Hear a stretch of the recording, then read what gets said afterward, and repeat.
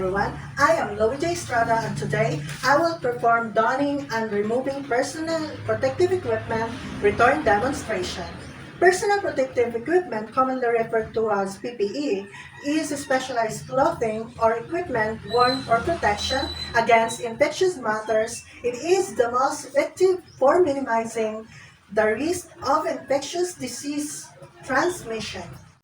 As a healthcare student, it is my responsibility to promote and maintain the health of my patients and to prevent contamination of infections. Prior to the conduct of the procedure, first, ensure that the equipment to be used are complete. These include pair of gloves, gown, medical or surgical face mask, and goggles or face shield. This is to avoid being late or wasting as little time as possible. Wash your hands. Hand hygiene prevents bacteria from spreading. Don a clean gown. Pick up a clean gown and allow it to unfold in front of you.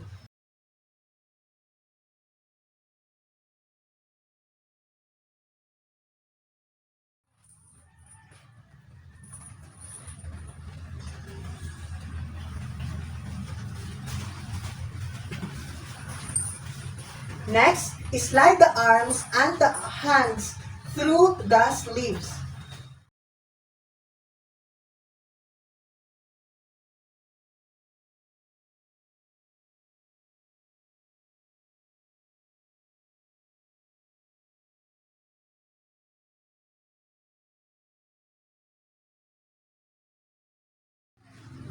Fasten the ties at the neck to keep the gown in place.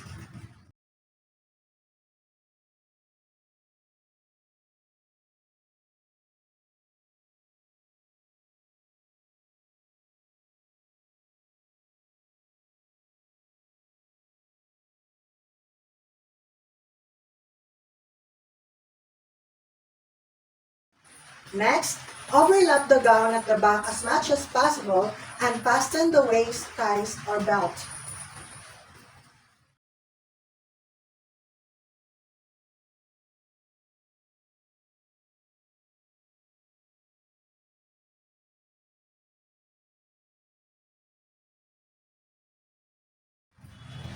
The use of personal protective equipment or PPE stops the chain of infection and protects both the patient and the nurse. The gown should cover the whole of the outfit. Don the mask.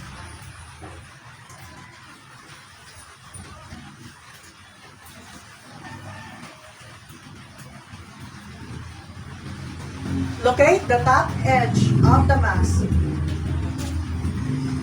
Hold the mask by the top, two strings or loops.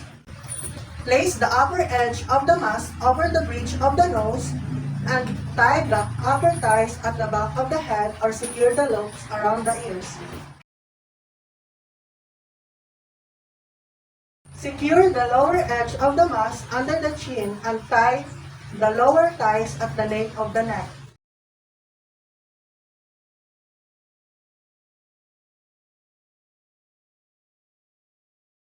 If the mask has a metal strip, adjust this firmly over the bridge of the nose.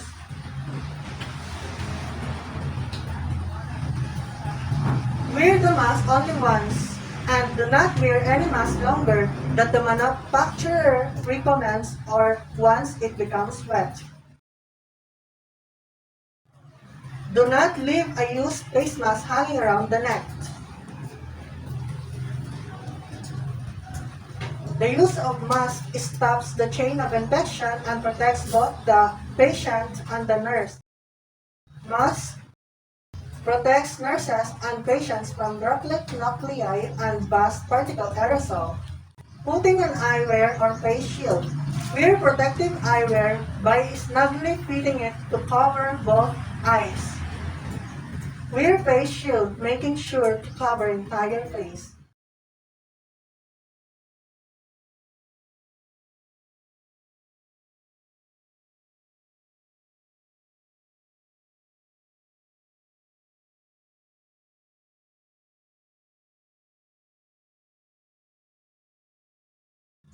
The use of eyewear or face shield breaks the chain of infection and protects both the patient and the nurse.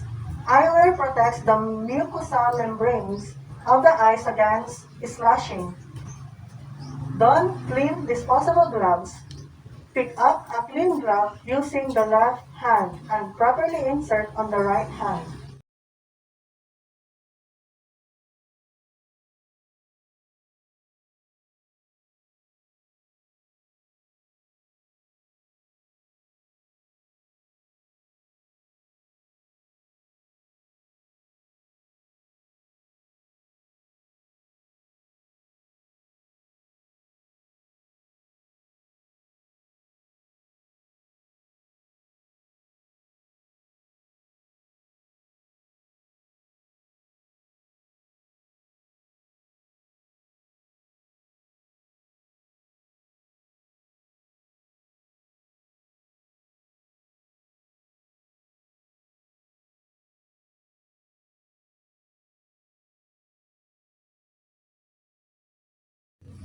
Then, glove the left hand.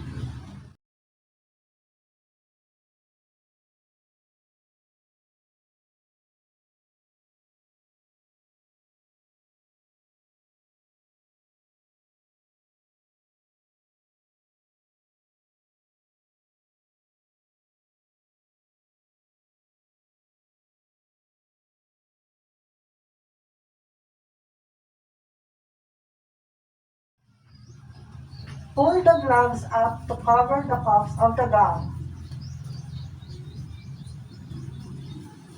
The use of gloves breaks the chain of infection and protects both the patient and the nurse.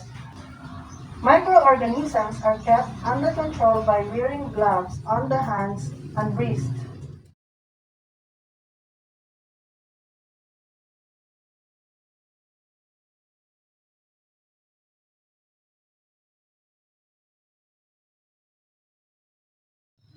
To remove soiled personal protective equipment, remove the gloves first because they are the most soiled. If wearing a gown that is tied at the waist in front, undo the ties before removing gloves. Remove the first glove by grasping it on its palmar surface just below the cuff, taking the care to touch only glove to glove.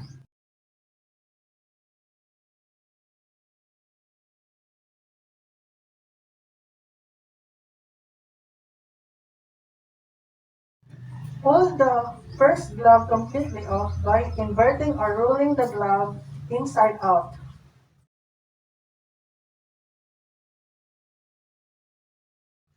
Continue to hold the inverted removed glove by the fingers of the remaining gloved hand. Place the first two fingers of the bare hand inside the cuff of the second glove.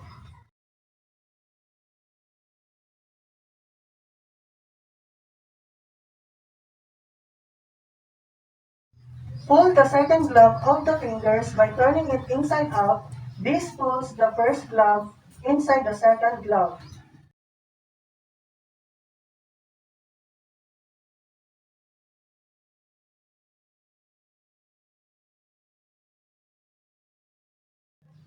Using the bare hand, continue to remove the gloves, which are now inside out, and dispose of them in the waste container.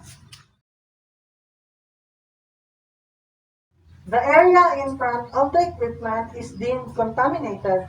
The inside and outside back, ties on the head and back are considered clean parts of the PPE since they are unlikely to have come into touch with infectious organisms. Wash your hands. Hands from infected outside gloves may get contaminated. Hand cleanliness helps to keep bacteria from spreading.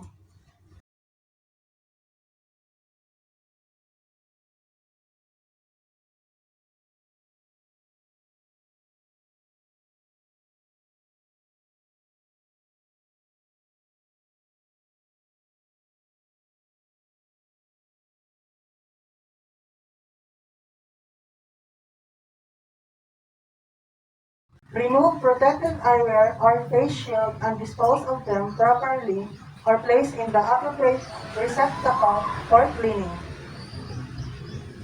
Do not touch the outside of your goggles or face shield since it is contaminated. Handling with the headband or earpieces and raising away from the face avoids microorganism transfer.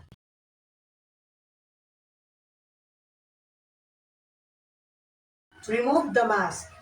If using a mask with the strings, first untie the lower strings and then untie the top string. Hold tight securely. Remove the mask from the face.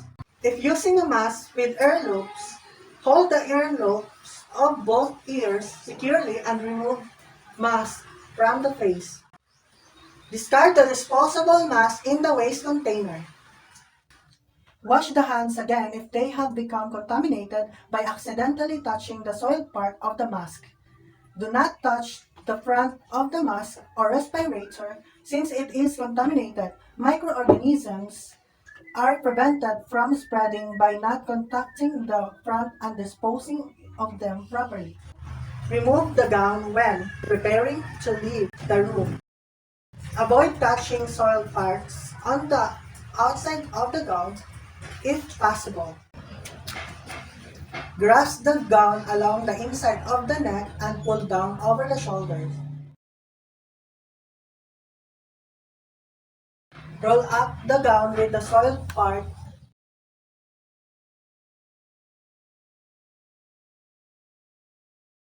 and discard it in the appropriate container.